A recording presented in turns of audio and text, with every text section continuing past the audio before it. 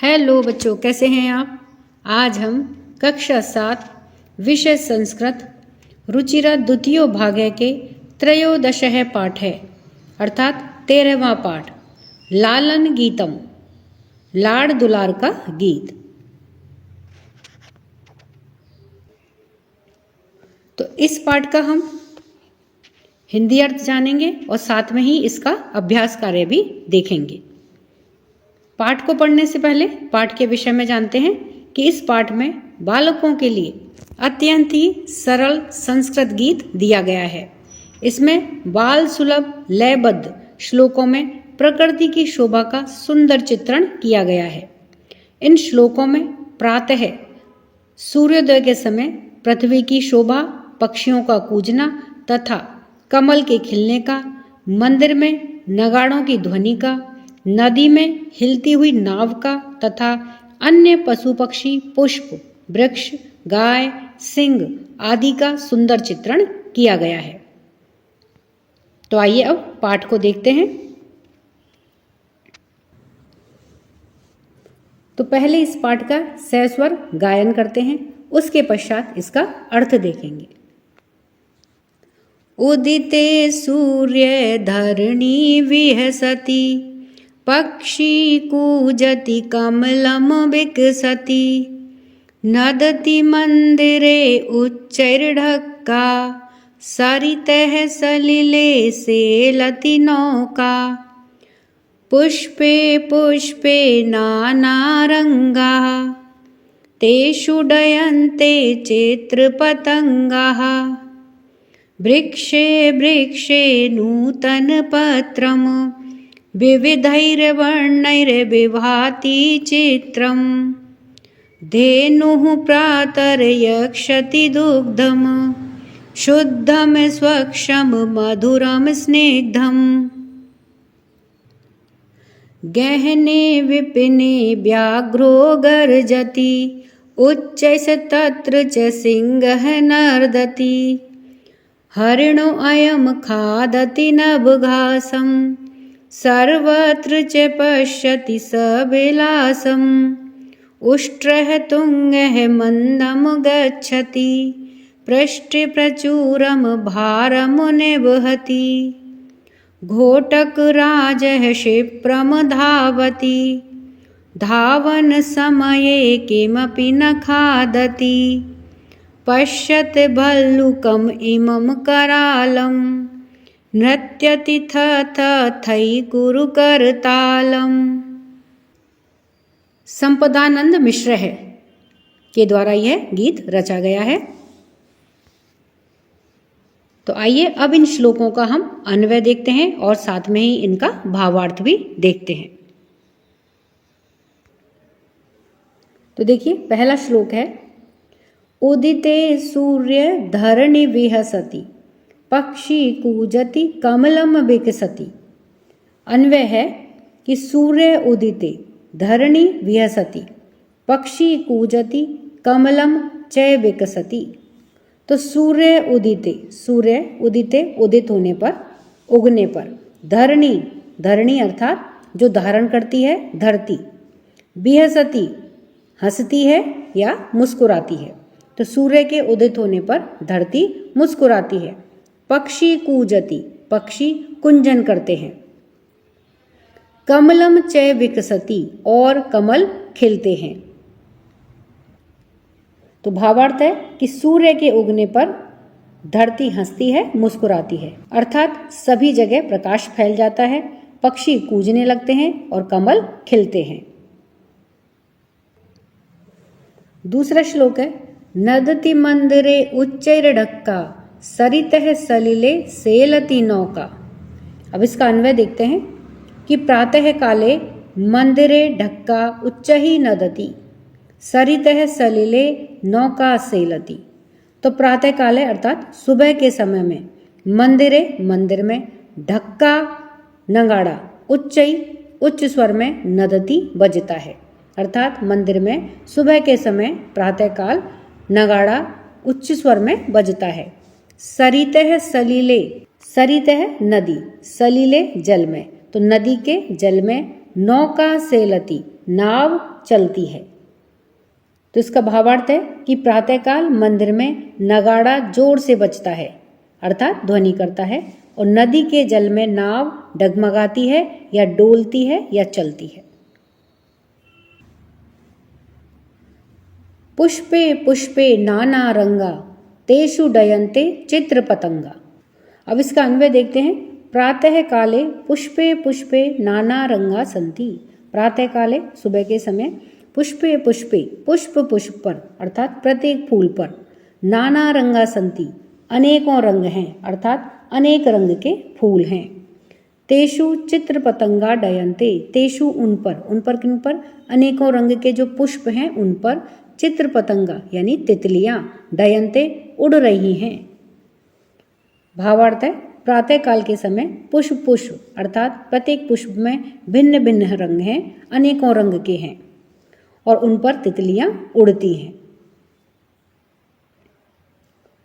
वृक्षे वृक्षे नूतन पत्रम विविधैर्वर्णैर्विभाति चित्रम। अन्वय देखते हैं। प्रातः काले वृक्षे वृक्षे नूतन पत्रम अस्ति विविधै वर्णः, ये वर्ण है, विविधै वर्णः चित्रम विभाति। तो अर्थ है इसका प्रातः काले सुबह के समय में वृक्षे वृक्षे नूतन पत्रम अस्ति वृक्ष वृक्ष पर नए पत्ते हैं। विविधै वर्णै विविधै विभिन्न प्रकार के, वर्णै वर्ण के रंग के, चित्रम विभाति चित्र विभाति सुशोभित हो रहे हैं अर्थात अनेकों रंगों वाला यह चित्र सुशोभित हो रहा है। भावार्थ है इसका कि प्रातःकाल प्रत्येक पेड़ पर नए पत्ते हैं, विभिन्न रंगों से चित्र या दृश्य सुशोभित हो रहा है। धेनुः प्रातर्यच्छति दुग्धम शुद्धम स्वच्छम मधुरम स्निग्धम। अन्वय देखते हैं। प्रातः धेनुः शुद्धम स्वच्छम मधुरम स्निग्धम दुग्धम यच्छति। प्रातः अर्थात सुबह के समय, धेनुः गाय, शुद्धम शुद्ध, स्वच्छम स्वच्छ पवित्र, मधुरम मिठास लिए हुए, स्निग्धम चिकनाई वाला चिकनाई लिए हुए, दुग्धम यच्छति दूध देती है। और इसका भावार्थ है कि प्रातः काल के समय गाय शुद्ध स्वच्छ मीठा और चिकना दूध देती है। गहने विपिने व्याघ्रो गर्जति उच्च से तत्र च सिंह नर्दति। अन्वय है गहने विपिने व्याघ्र गर्जति तत्र सिंह उच्चै नर्दति। तो गहने अर्थात गहन घना, विपिने जंगल में, व्याघ्र गर्जति बाघ गरजता है, तत्र वहां पर, सिंह शेर, उच्चई जोर से, नर्दति दहाड़ता है। भावार्थ है घने जंगल में बाघ गरजता है और सिंह जोर से दहाड़ता है। हरिणो अयम खादति नवघासम सर्वत्र च पश्यति सविलासम। तो इसका अन्वय है अयम हरिणः नवघासम खादति सर्वत्र च सविलासम पश्यति। अयम हरिण यह हिरण नवघासम खादति नवीन उगी हुई घास को, खादति खा रही है या खा रहा है, सर्वत्र च और सभी जगह, सविलासम पश्यति सविलासम विलासिता के साथ अर्थात आनंद के साथ, पश्यति देख रहा है। भावार्थ है इसका कि यह हिरण या मृग नई घास को, मुलायम उगी हुई नवीन घास को खा रहा है और चारों ओर विलासपूर्वक अर्थात प्रसन्नता से या आनंद के साथ में देख रहा है। उष्ट्रः तुंगे मंदम गच्छति पृष्ठे प्रचुरम भारम निवहति। अन्वय है तुंगः उष्ट्रः मंदम गच्छति सह पृष्ठे प्रचुरम भारम निवहति। तो तुंग है अर्थात ऊंचा, उष्ट्र है ऊंट, मंदम गच्छति मंदम धीरे धीरे, गच्छति चलता है या जा रहा है, सह वह कौन? उष्ट्र है, पृष्ठे पीठ पर, प्रचुरम भारम प्रचुरम अत्यधिक, भारम वजन या भार को, निवहति ढोता है। भावार्थ है कि ऊंचा ऊंट धीरे धीरे चलता है और वह पीठ पर बहुत अत्यधिक भार को ढोता है। घोटक राज है क्षिप्रम धावती, धावन समये किमपि न खादति। अन्वय है, घोटक राज है क्षिप्रम धावती, सह धावन समय किमपि न खादति। तो देखिए, घोटक राज है अर्थात घोड़ों का राजा, श्रेष्ठ घोड़ा। क्षिप्रम धावती, तेज दौड़ता है। सह वह कौन? घोटक राज। धावन समय दौड़ते समय, किमपि कुछ भी, न नहीं खादति खाता है, और दौड़ते समय वह कुछ भी नहीं खाता है। भावार्थ है कि घोड़ा तेजी से दौड़ता है, यानी कि घोड़ों का जो राजा है वह तेजी से दौड़ता है और दौड़ते समय कुछ भी नहीं खाता है।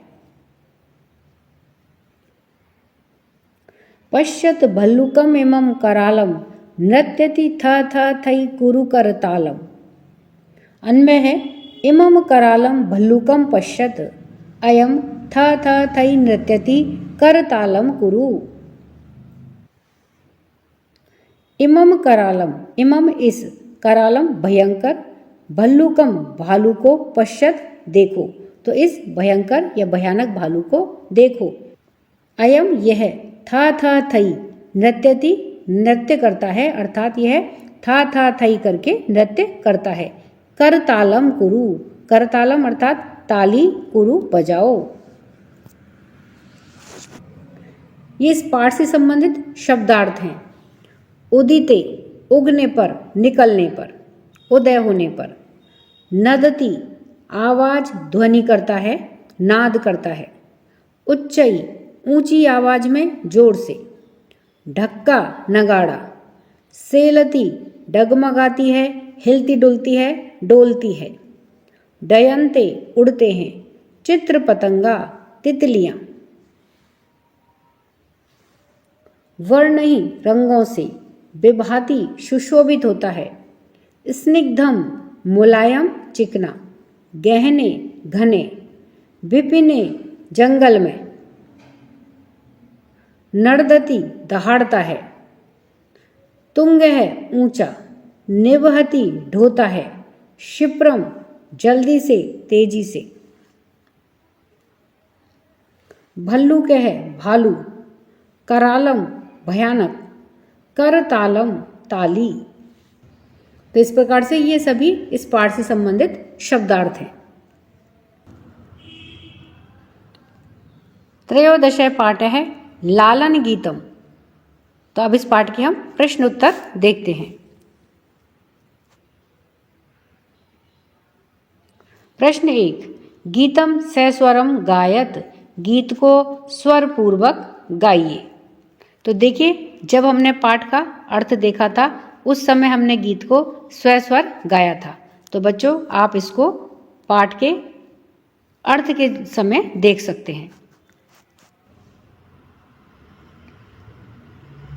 प्रश्न 2, एक पदेन उत्तर, एक पद में उत्तर दीजिए। तो यहाँ पर देखिए, कुछ प्रश्न दिए गए हैं जिनके उत्तर हमें एक शब्द में देने हैं। तो आइए इन्हें देखते हैं उत्तर के साथ में। क्या प्रश्न है? का विहसति, कौन मुस्कुराता है, कौन हंसता है। तो उत्तर हमें एक शब्द में देना है, तो क्या होगा? धरती अर्थात या फिर पृथ्वी। ख है किम विकसति, क्या खिलता है। तो क्या खिलता है? कमलम, कमल। घ है व्याघ्र कुत्र गर्जति, बाघ कहाँ गर्जता है, कहाँ दहाड़ता है। तो उत्तर है गहने विपिने, घने जंगल में। घ है हरिण किम खादति, हिरण क्या खाता है। तो क्या खाता है हिरण? नव घासन, नवीन घास को। अण है मंदम कह गच्छति, धीरे धीरे कौन चलता है। तो कौन चलता है धीरे धीरे? उष्ट्र है, ऊंट। प्रश्न 3, रेखांकित पदानि आधृत प्रश्न निर्माणम कुरुत, रेखांकित पदों के आधार पर प्रश्न निर्माण कीजिए। तो यहां पर देखिए, ये वाक्य दिए गए हैं और इन वाक्यों में ये शब्द एक एक शब्द यहाँ पर रेखांकित किया गया है। तो रेखांकित शब्दों के आधार पर हमें प्रश्न का निर्माण करना है कि जब उससे प्रश्न करें तो उसका उत्तर ये रेखांकित शब्द हो। इस प्रकार से हमें प्रश्न का निर्माण करना है। तो आइए इन्हें देखते हैं कि किस प्रकार से प्रश्न का निर्माण होगा। क्या है? सलीले नौका सेलती, सलीले जल में, नौका सेलती नौका चलती है।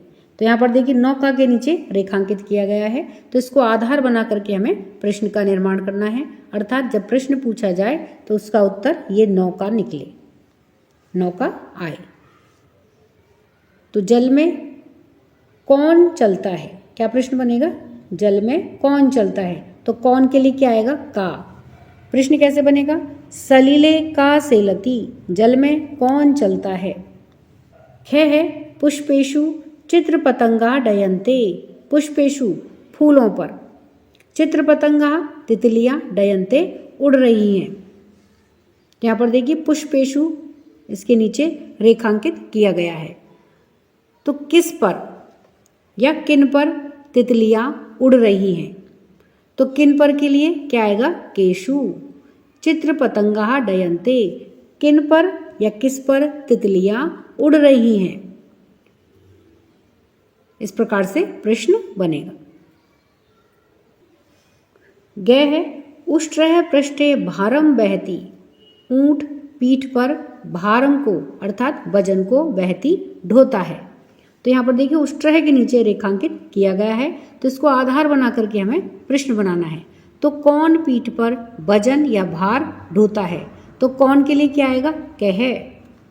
प्रश्न कैसे बनेगा?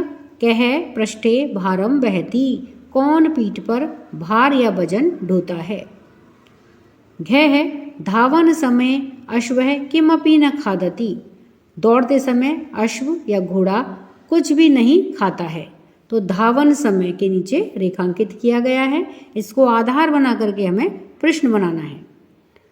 तो प्रश्न क्या बनेगा कि कब घोड़ा कुछ भी नहीं खाता है, तो कब के लिए क्या आएगा? कदा। तो अब प्रश्न कैसे बनेगा कि कदा अश्वः किमपि न खादति, कब घोड़ा कुछ भी नहीं खाता है। और जब हम इसका उत्तर देखेंगे तो कब घोड़ा कुछ भी नहीं खाता है, इसका उत्तर क्या आएगा? धावन समय अश्वः किमपि न खादति, दौड़ते समय घोड़ा कुछ भी नहीं खाता है। इस प्रकार से हमें प्रश्न का निर्माण करना होता है।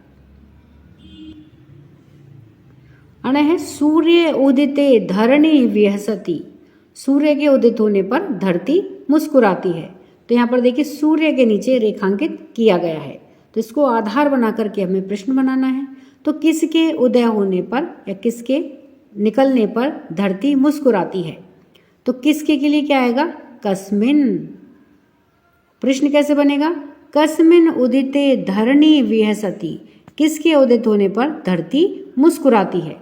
तो इस प्रकार से इन रेखांकित शब्दों के आधार पर प्रश्न बनेगा, और प्रश्न बनाने के बाद हर प्रश्न के पीछे प्रश्नवाचक चिन्ह लगाना अनिवार्य है। प्रश्न 4, मंजूषातः समानार्थक पदानि चित्वा लिखत, मंजूषा से समानार्थक पद चुन करके लिखिए। तो यहाँ पर देखिए ये मंजूषा या बॉक्स या पेटी दी गई है जिसमें कुछ शब्द दिए गए हैं, और यहाँ पर ये देखिए ये शब्द दिए गए हैं जिनके सामने रिक्त स्थान दिए गए हैं। तो इन शब्दों के हमें समानार्थक शब्द लिखने हैं, और वे समानार्थक शब्द हमें इस बॉक्स में से ढूंढ करके यहाँ रिक्त स्थानों में लिखने हैं। तो आइए इन्हें देखते हैं कि इनके सामने कौन से उचित समानार्थक शब्द हैं जो इस बॉक्स में से हमने छांट करके लिखे हैं। तो समानार्थक शब्द क्या होते हैं? जिनके अर्थ समान हो, एक जैसे अर्थ वाले।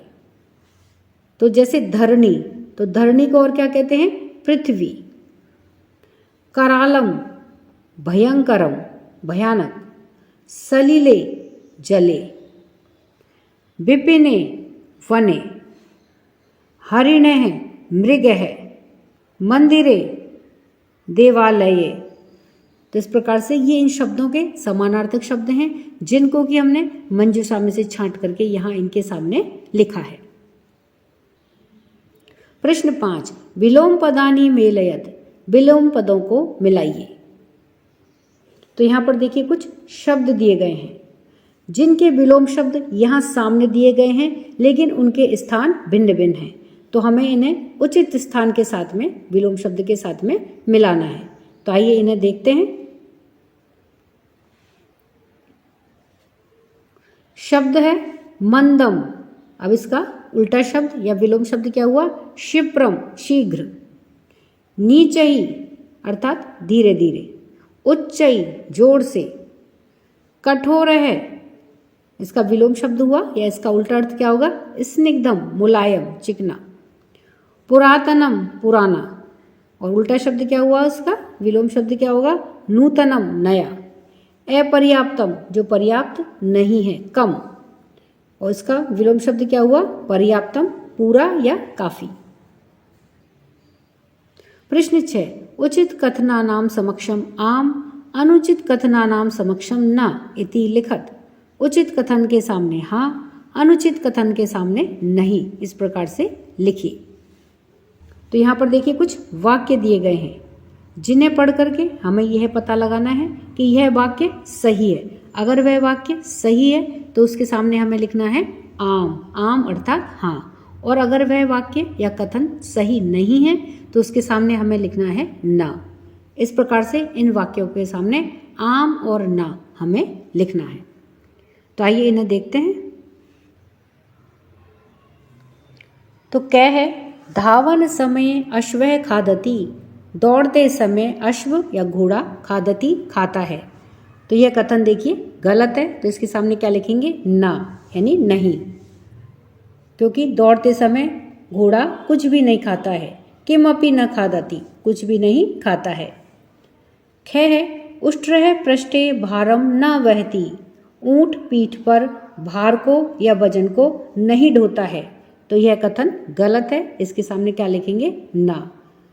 सही कथन क्या है कि ऊंट पीठ पर भार को या वजन को ढोता है। ग है सिंह नीचई क्रोशति। शेर धीरे से क्रोशति, रोता है या चिल्लाता है। तो ये देखिए इसका यह कथन क्या है? गलत है। तो इसके सामने क्या लिखेंगे? ना। तो इसका सही कथन क्या है? सिंह उच्चई क्रोशति। शेर ऊंची आवाज में चिल्लाता है या रोता है। घ है पुष्पेशु चित्र पतंगा डयन्ते। फूलों पर तितलियां उड़ रही हैं। तो यह कथन सही है। इसके सामने क्या लिखेंगे? आम अर्थात हाँ। अण है वने व्याघ्र गर्जति। वन में बाघ गर्जति, दहाड़ता है या गर्जना करता है। तो यह कथन सही है। इसके सामने लिखेंगे आम।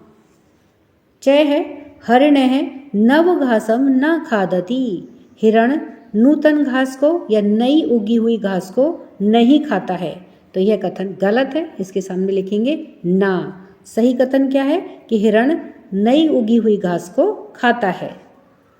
तो इस प्रकार से जो कथन सही है उसके सामने आम अर्थात हाँ, और जो कथन गलत है उसके सामने ना, इस प्रकार से लिखेंगे। प्रश्न 7, अधोलिखितानि पदानि निर्देशानुसारम परिवर्तयत। अधोलिखित नीचे लिखे हुए शब्दों को निर्देश के अनुसार बदलिए। तो देखिए जैसे उदाहरण दिया गया है चित्र पतंग है, तो इसको हमको प्रथमा और बहुवचन में बदल के लिखना है। तो क्या हो जाएगा? चित्र पतंगाहा, प्रथमा विभक्ति बहुवचन। इसी प्रकार से बाकी के शब्दों को भी हमें उनके सामने जो ब्रैकेट में या कोष्टक में जो निर्देश दिया गया है उनके अनुसार बदल करके यहाँ सामने रिक्त स्थान में हमें भरना है। तो आइए इन शब्दों को देखते हैं। तो ये देखिए, ये तो उदाहरण था जो हमने देख लिया था कि चित्र पतंग है, इसमें प्रथमा और बहुवचन हमको बदलना है। तो क्या हो जाएगा? चित्र पतंगा। भल्लुक है, तृतीया एक वचन के अंदर इसको बदलना है। तो क्या हो जाएगा? भल्लुकेन। उष्ट्र है, पंचमी द्विवचन में इसको परिवर्तित करना है, उष्ट्रभ्याम। हरिण है, सप्तमी विभक्ति बहुवचन में इसको परिवर्तित करना है, हरिणेषु। क्या बनेगा? हरिणेषु। व्याघ्र है, व्याघ्र है, द्वितीय विभक्ति एक वचन के अंदर इसको परिवर्तित करके लिखना है, तो क्या हो जाएगा? व्याघ्रम। घोटक राज है, संबोधन एक वचने, तो क्या बनेगा इसका? हे घोटक राज है। प्रश्न 8, चित्रम दृष्ट्वा मंजूषातः पदानि च प्रयुज्य वाक्यानि रचयत। चित्र को देख करके और मंजूषा से पद को चुन करके वाक्य बनाइए। तो देखिए यह चित्र दिया गया है, जो एक बगीचे का चित्र दिखाई दे रहा है, जिसमें हम क्या देख रहे हैं कि बच्चे खेल रहे हैं, पक्षी उड़ रहे हैं, रंग बिरंग के फूल यहाँ देखिए बगीचे में खिल रहे हैं। तो जो हम देख रहे हैं वह उससे हमें और मंजूषा से कुछ शब्दों को चुन करके हमें वाक्य बनाने हैं। तो आइए इन्हें देखते हैं कि किस प्रकार से वाक्य बनेंगे। और ये देखिए ये बॉक्स दिया गया है जिसके अंदर शब्द दिए गए हैं। तो इन शब्दों का उपयोग करते हुए और चित्र को देखते हुए हमें वाक्यों का निर्माण करना है। तो आइए इन्हें देखते हैं कि किस प्रकार से वाक्यों का निर्माण होगा। तो वाक्य है, प्रातः सूर्य है उदेति। प्रातः सुबह के समय सूर्य उदित होता है। खगाः कूजन्ति, पक्षी कूंच रहे हैं, चहचहा रहे हैं। कमलानि विकसन्ति, कमल खिल रहे हैं। चित्र पतंगा डयन्ते, तितलियां उड़ रही हैं। बालाः क्रीडन्ति, बच्चे खेल रहे हैं। तो इस प्रकार से इस चित्र को देख करके और बॉक्स में से शब्दों का प्रयोग करते हुए ये वाक्य बनाए हैं। तो इस प्रकार से बच्चों हमने इस पाठ से संबंधित पाठ का अर्थ, शब्दार्थ और साथ में ही ये अभ्यास कार्य को भी देखा है।